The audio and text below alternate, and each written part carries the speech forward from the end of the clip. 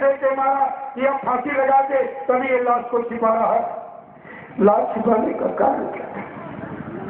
दूसरी बात, मेरा दूसरा प्रश्न, मैंने कहा जब कोई इंसान शरीर छोड़ देता है, परिवार का सदस्य अपने उस मुर्दे शरीर के लिए गांव मोहल्ले शहर कस्बों में रुपया पैसा सेवा चंदा मांगता कि आंसू बहाता है, दुख मनाता है। इन जल्लादों को गुरु के प्रति इतनी खुशी हुई कि 5 करोड़ की सेवा उतर ली और आपने दी है। क्या तुम दोषी नहीं हो? तुम्हें इनको गुरु के प्रति कोई हमदर्दी नहीं, कोई दुख नहीं, कोई तकलीफ नहीं, कोई आंसू नहीं, इतनी खुशी की 5 करोड़ की सेवा उसे दी गई। ये तो क्या है? इसका जवाब तो देगा, ये सब समय से मांगा जाएगा। ऐसे वैसे नहीं सब हो रहा, तुम समझ रहे हो। प्रेमियों, मेरा तीसरा प्रश्न मैंने ये कहा, ये बताओ, जब कोई इंसान शरीर छोड़ देता है और परिवार का सदस्य जो उस मुर्दे शरीर में आग लगाता है, 13वीं उसके घर में होती है कि सारा जिला 13वीं मनाता? कहा उसके घर में तुमने क्या किया? सारे हिंदुस्तान से मनाना। जिसने पुतले में आग लगाई, एक नया पैसा उसने खर्च नहीं किया। तुम सबको गवाही साथी बना के तुम्हारे द्वारा बाल मरवा के 13वीं मना करके ये सिद्ध करा दिया कि बाबा जी मर गए। ये मौत का कलंक तुमने लगाया है, लिहाजा सजा तुमको ही भोगनी पड़ेगी। ये मतलब सूतक भूत, तुमने ये किया क्या? अरे हिंदुस्तान में इतने संत आश्रम, महात्माओं के आश्रम कहीं जाके पता लगा लेते, किसी महात्मा के शरीर छोड़ने पर उसको जलाया गया या समाधि दी गई। महात्मा के शरीर छोड़ने पर कभी दाढ़ी बाल बनवाए जाते, महात्मा के शरीर छोड़ने पर कभी 13वीं की जाती है। प्रेमियों, ये सांसारिक रीति रिवाज है जो संसार में व्यक्ति लोग लालच की जिंदगी जीता है, पाप कर्म करता है। लोग कहते इसने शरीर से कोई अच्छा काम नहीं किया, इसका शरीर जला दो। एक कूड़ा कचरा जलाया जाता है। कहा इसने लोगों का खा लिया, खिलाया नहीं, ले लिया, दिया नहीं, चलो कुछ प्रेमियों को भोजन करा दो तो इसका कर्जा उतर जाए। ये है सांसारिक रीति रिवाज। क्या बाबा जी सांसारिक थे? संत नहीं थे?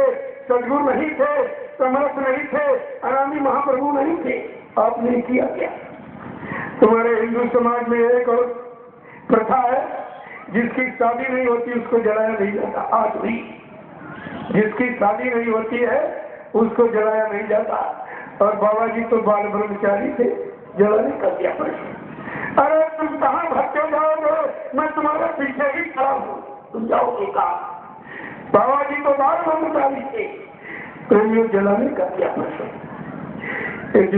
ने तू जो भी किया है अपने हित में नहीं किया। जबकि सत्संग के दौरान आपको क्या सुनाया गया कि गुरु को मानुष मानते ते न कहिए अंध और रहे सदा भौकूप में और छुटे न जम के फंदे।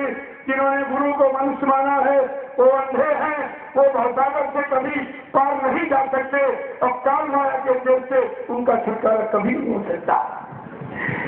आपने ये किया क्या? ये क्या किया आपने? चलो ये सब आपको बताना पड़ेगा। मैं तो अभी पूछ रहा हूँ सिर्फ ऐसा तुमको इस भारत की जनता के सामने कहना पड़ेगा कि कोई चीज इधर उधर होने वाली नहीं, सब चीजें। प्रेमियों, मेरा 5वां प्रश्न, ये दोनों लोग कहते हैं कि मैंने बाबा जी के शरीर को नहलाया है, मैंने कपड़े बदले। हमने कहा हम तुम्हारी आलोचना तो करते, हम तो सत्य बात पूछते हैं। चलो नहलाया आपने नहीं दिखाया, कोई बात नहीं, लेकिन जब कपड़े बदल लिए थे तो 5-7 लोग बड़े मंच पर खड़ा कर देते। हिंदुस्तान का पूरा प्रेमी मौजूद था, अपनी आंखों से देख लेता। आज प्रेमियों को शंका का विषय ही नहीं था। आप लोग सच बताना, क्या हिंदुस्तान के किसी प्रेमी ने मथुरा में बाबा जी के शरीर को पूरा खोल के देखा था? नहीं। क्या पूरा शरीर खोल के आपने देखा था या इनको सबको पूरा शरीर खोल के दिखाया गया था? फिर आपने विश्वास कैसे कर दिया? अगर कोई कहे तुम्हारा बाप मर गया और लाश न दिखाई जाए तो तुम विश्वास करोगे, बाल मुड़वाओगे, 13वीं करोगे? तुमने गुरु के लिए क्या कुछ नहीं, यही दे पाए गुरु को, और कुछ नहीं दे सकते। तुम्हारे पास कुछ देने को नहीं था। ये सब बात को बताना। स्वयं यो मेरा 5वां प्रश्न है। ये लोग कहते हैं मैंने बाबा जी के शरीर को बिल्कुल सही जलाया है।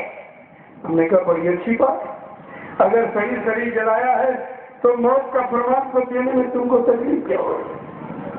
मौत का प्रमाण पत्र क्यों नहीं देते हैं अगर सही शरीर जलाया तो?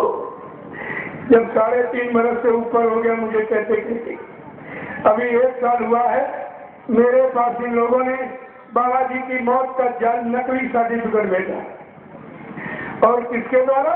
वकील के द्वारा, जो जीवन झूठ बोलता है, झूठ की रोटी खाता, वो महापुरुष के मौत का प्रमाण पत्र बनाएगा।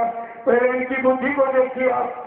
हमने कहा मुझे सब मालूम है कि मौत का प्रमाण पत्र बनाता कौन है, तुम हमारे हाथ में धूल नहीं हो सकते। जब कोई इंसान गांव में मरता, गंगा घाट पर जब उसका दाह संस्कार होता है तो पंडा पुजारी को अधिकार वो मौत का सर्टिफिकेट बना देता।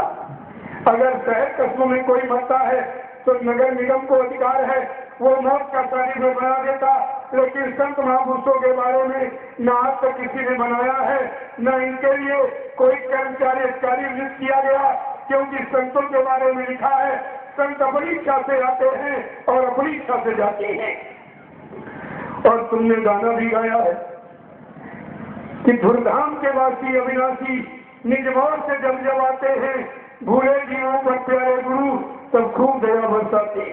निज आशिक मत वाला करके अपनी फरमान सुनाते हैं, निज पिंड से प्यार करा करके घट में शत्रुप दिखाते हैं, और कहते जो रह न सके या छोड़ बगे। ये भी आपने कहा है और वही काम तुम कर भी रहे हो।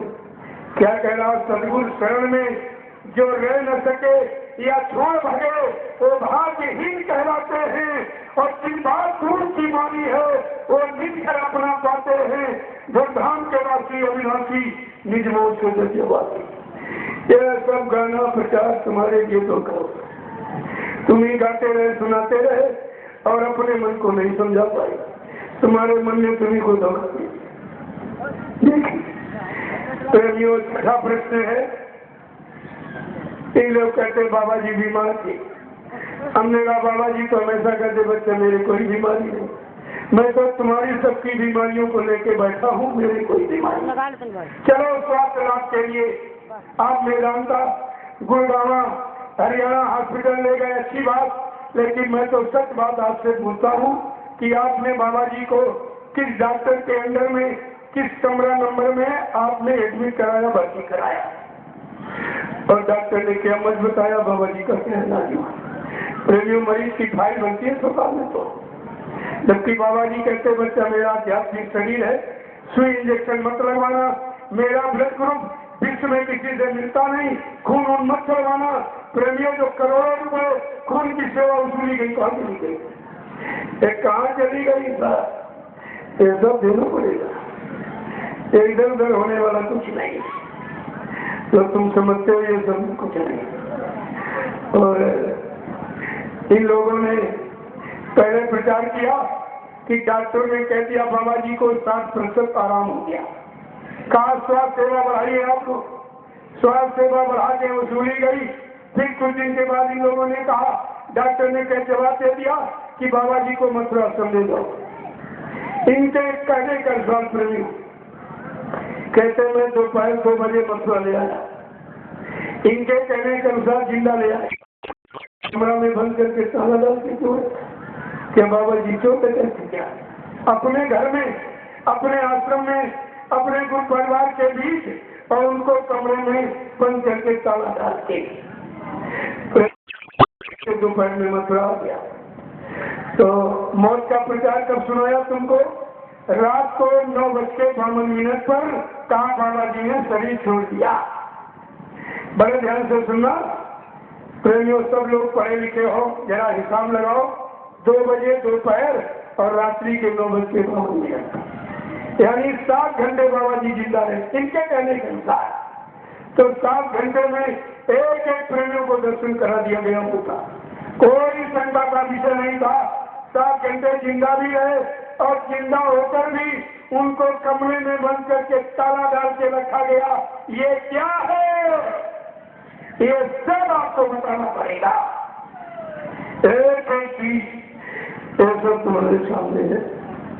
मैंने मेदांता से कहा हमको फाइल दे दीजिए, मरीज की फाइल बनती है और डिस्चार्ज स्लिप किस तारीख में आपने बाबा जी को जिंदा मुर्दा अपने हॉस्पिटल से डिस्चार्ज किया। प्रेमियों, ये मानने पर मेदांता साफ इनकार कर रहा है। कह रहा मेरे यहाँ इस नाम के व्यक्ति भर्ती ही नहीं हुए। प्रेमियों, जब भर्ती नहीं हुए तो मर गए। ये दोनों जवाब तुम ही चलेंगे हम, क्यों तुम मरीज बना करके उनको हॉस्पिटल ले गए, बेच लिया, गिरवी रख दिया, मरवा दिया, क्या किया? और अगर वो सही शरीर मथुरा में लेके आए तो किसी को दिखाया क्यों नहीं गया? अब ये दोनों लोग कह रहे वहां तो हमने पुतला जलाया। उज्जैन वाला कह रहा है कि हमको जबरदस्ती हमारे कान पर रिवाल्वर लगा के कहा तुम ये मन से कह दो कि बाबा जी चले गए। हमने तो डर की वजह से दे दिया। और मथुरा वाला क्या कह रहा कि हम तो रखवाले हैं, हम तो रखवाली कर रहे हैं, बाबा जी आएंगे उनको सौंप देंगे। मैंने विकास ही किया है, कोई किसी को न नामदान दिया, न हमने काकोला किसी का उतराया, न कोई हमने गुलाबी पीला कपड़ा बंधवाया, मैंने कोई काम नहीं किया। मैं तो रखवाला हूँ, रखवाली कर रहा हूँ। अब देखिए ये दोनों क्या कह रहे हैं और ये क्षेत्रों में कमीशन एजेंट ये क्या कह रहे हैं, इनका क्या होगा? इनका क्या होगा? तुमने अपने लिए सोचा है? वो तो सब कह के निकल रहे हैं। और प्रेमियों, बड़े ध्यान से सुनना, जब मुझे किसी चीज की सच्चाई आज तक नहीं मिली तब मैंने निर्णय ले लिया एक बार भारत सरकार को सूचना दे दी। कोई धरना आंदोलन हड़ताल की को लेके नहीं गया, केवल गुरु की हकीकत बताने के लिए, भारत सरकार के कान तक आवाज लगाने के लिए मैं 700 प्रेमियों को लेकर 28 मई को 18 की घटना है, तुरंत 28 मई को मैं 700 प्रेमियों को लेकर वो जंतर मंतर भूमि के नाम से जो दिल्ली में जानी जाती है, जहां लोग भारत सरकार से न्याय मांगने जाती है, मैं उन भूमि पर पहुंच गया। मैंने 1.5 घंटे मीडिया से वार्ता किया। प्रेमियों ने प्रधानमंत्री को ज्ञापन दिया और गृह मंत्री को, और उनसे रिसीविंग ले ली।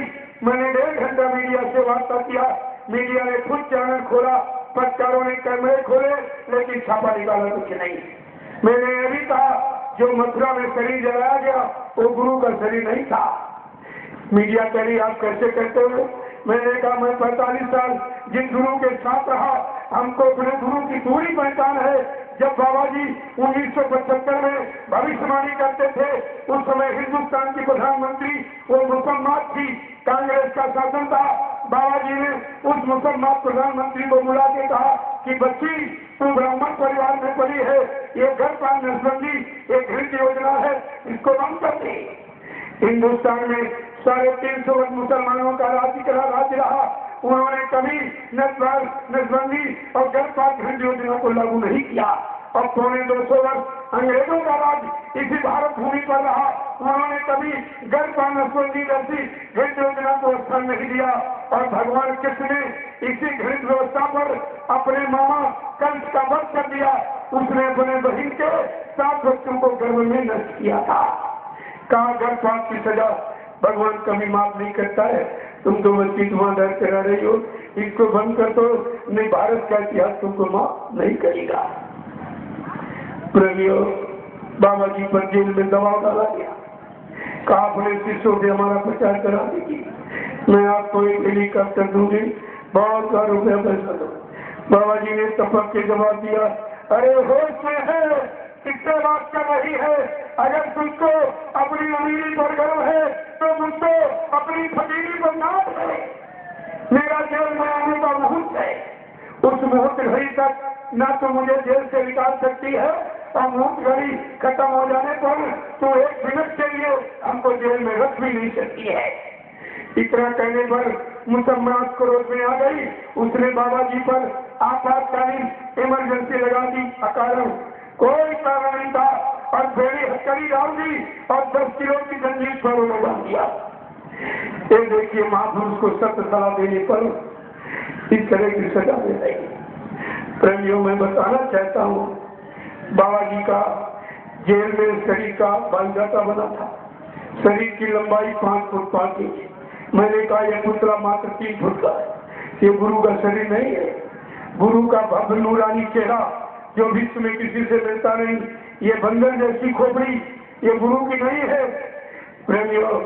और गुरु के बाएं नाक पर आंख के नीचे मोटा मस्सा, और इस पुतले में दाहिने गाल पर काला धब्बा है, ये गुरु का शरीर नहीं है। आप सब लोग मसला जाते थे, बाबा जी को 5-5-6 लोग उठा के मंच पर बैठाते थे। इतना भारी भरकम शरीर, यानी 90 किलो का वजन, ये पुतला एक व्यक्ति ने उठाया और ऐसे लकड़ियों बदल दिया मात्र 5-7 किलो का। मैंने भारत सरकार से एक ही अपील की है, तुम गुरु महाराज के शरीर की CBI जांच करेगी। CBI जांच मैं 28 मई को कह दिया और कहा अगर आपने सुनवाई कार्रवाई न की तो मैं 1 सप्ताह के बाद फिर आ जाऊंगा। प्रेमियों, कोई सुनवाई कार्रवाई नहीं। मैं 1 सप्ताह के बाद 500 प्रेमियों को लेकर फिर पहुंचा। फिर प्रेमियों ने राष्ट्रपति को ज्ञापन दिया, रिसीविंग ले ली। मैं 3 महीने बैठकर भारत सरकार का इंतजार किया कि बाबा जी की मौत के बारे में कोई न कोई सही प्रमाण भारत सरकार जरूर देगी। जब कोई प्रमाण नहीं मिला तब मैंने संकल्प ले लिया कि हिंदुस्तान की भूमि पर किसी प्रांतीय शहर कस्बों गांव में अगर मेरा सत्संगी प्रेमी रहता है, मुझे बुलाएगा तो मैं जरूर जाऊंगा और गुरु की मौत की हकीकत का पर्दाफाश करूंगा। सबसे मैं लगातार आपके कलकत्ता से लेकर इस पूर्वी उत्तर प्रदेश में एक जिले में मैंने 25-25 कार्यक्रम किए। इसके बाद देहरादून, पंजाब, चंडीगढ़, इसके बाद मध्य प्रदेश, छत्तीसगढ़, और इसके बाद आपके बिहार और झारखंड में, और इसके बाद दिल्ली, और दिल्ली से हिमाचल, और हिमाचल से उत्तरांचल, ये सब कार्यक्रम करता हुआ मैंने पहली गुरु पूर्णिमा उत्तर प्रदेश के कुशीनगर जिले में 2012 में, जिसमें 5 लाख प्रेमी इकट्ठा हुआ। और इसके बाद मैंने भंडारे का अगन सुधी 10वीं भंडारे का पहला कार्यक्रम आजमगढ़ के नैनी जोर स्थान पर किया, जहाँ पर 10 लाख प्रेमी इकट्ठा हुआ लगभग। और होली का कार्यक्रम मैंने गोरखपुर में किया, जिसमें 15 लाख के प्रेमी लगभग इकट्ठा हुए। और मैंने गुरु पूर्णिमा दूसरी आपके बिहार, इसी बिहार में सीतामढ़ी जिले में रीगा कस्बे में, जहाँ 35 एकड़ का बगीचा खत्म हो पाया था। मीडिया पत्रकार बोलती है कितने लोग हैं, हमने गिन ले तेरे सामने बुलवाए, मुझसे क्या पूछता, तेरे से पूछ। मैंने कोई किराया भाड़ा रुपया पैसा दिन को नहीं दिया, कोई डीजल पेट्रोल तो मैंने नहीं बांटा है, कोई किराए पर तो ये नहीं आए, इनसे पूछिए इनको क्या तरह से ये किसकी याद में है और किसकी फिक्र में है और किसकी इंतजारी में है, ये पूछिएगा।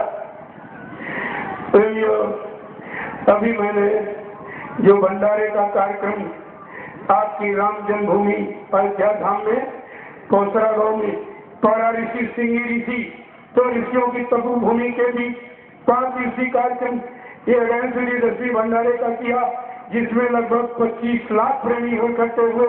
ये आवाज संख्या की जैसे हिंदुस्तान में फैली, ये दोनों के पैर ही गए, चाहे मथुरा वाला हो चाहे उज्जैन वाला हो, इन सब के पैर ही गए। ये क्या हो गया?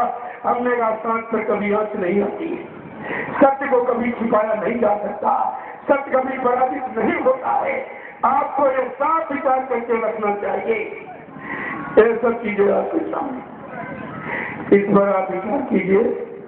दूसरी बात, राजनीतिक पक्ष से दोनों तरफ से सुन लीजिए। जिस संस्था को सरकार मान्यता दे देती, रजिस्ट्रेशन हो जाता है, ट्रस्ट बन जाता है, वो संस्था में अगर कोई पद खाली होता है तो संस्था के कर्मचारी अधिकारियों को और उसके सदस्यों को पूरा अधिकार है उस पद का चुनाव वो खुद करे।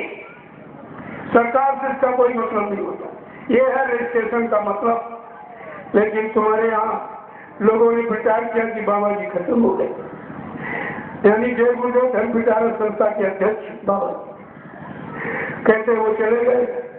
तो हमने कहा कि कानूनन जो कानून बना हुआ है रजिस्ट्रेशन मान्यता के आधार का, क्या किसी जय गुरुदेव धर्म प्रचारक के संस्था के किसी मेंबर कर्मचारी अधिकारी से पूछा गया कि अध्यक्ष पद पर किसको बैठाया जाए? ये तो पूछना चाहिए। ये देखो नामदानी बाबा जी हर साल नामदानी सदस्यता प्रमाण पत्र बनवाते, इसलिए कहा ये भविष्य में एक ऐसी संस्था उभर के आएगी कि इसका कोई जो भी कर्मचारी अधिकारी का चुनाव होगा इन नामदानी सदस्यता प्रमाण पत्र वालों से पूछ करके, बिना इनके पूछ के कोई चुनाव किसी पद पर नहीं होगा। मैं आपसे पूछ रहा हूँ, तुम नामदानी सदस्यता प्रमाण पत्र लिए बैठे हो, क्या 45 करोड़ लोगों में किसी सबके तुमसे सबसे पूछा गया कि अध्यक्ष पद पर किसको बैठाया जाए? क्या जय गुरुदेव धर्म प्रचारक के संस्था मेंबर और मतलब यानी कर्मचारी अधिकारियों से पूछा गया कि अध्यक्ष पद पर किसको बैठाया जाए? और तुमने क्या किया? उसकी बेचारी की गलती नहीं, वो तो ड्राइवर है, वो भी 2.5-3 बरस का ड्राइवर गाड़ी चलाना जाता है संग चलाना। वो बेचारा न सत्संगी है, न नामदानी है, न शाकाहारी है, न भजनानंदी है, न गुरु का शिष्य है, न संस्था का मेंबर है, न कभी 2 पैसे सेवा दी। वो तो 2.5-3 बरस से गाड़ी चला। तुमने ये किया क्या है? अरे घर का मालिक मुखिया बनाते हो तो किसी बूढ़े बुजुर्ग को कुछ अनुभव होता उसको बनाते, इतनी बड़ी संस्था का मालिक बनाया किसको? ये तुमने किया क्या है? पहनने वालों, तुम्हें ये भारत की जनता कभी माफी नहीं देगी। तुमने 30